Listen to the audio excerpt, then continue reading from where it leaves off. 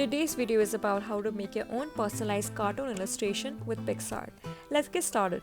You select a white background from the many backgrounds available and select a photo you want to edit.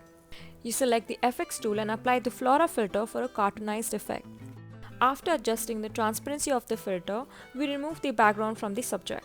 For this, we have the cutout option from the menu bar below. The restoration tool will include all the cropped out parts, and the eraser tool will erase the parts in red so it doesn't show in your final product. Next, we apply the drip sticker from the search bar in the stickers option. Apply the lighten effect from the blend option, and we can stretch and compress the sticker to fit in with the width of the subject we choose to apply it on. We can also add more stickers and adjust it around the subject, such as in this case I apply wings to the subject.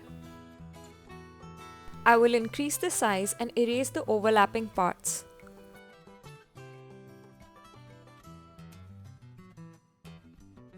I'll also add this swirl effect, which is a popular one used on Picsart, and erase and restore some of its parts too.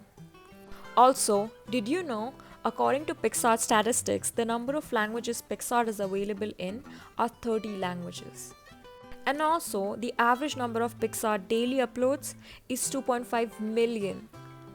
And percentage of Picsart users that are under the age of 35 are 80%. Most of Picsart users come from China, which is about 15 million MAU. Picsart was founded in 2011 and it has the world's largest photo editors and graphic design communities. Apart from photo editing, the app also has an option to edit your videos.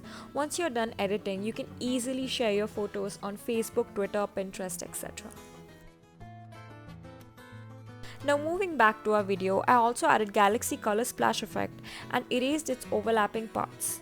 And our illustration is completed.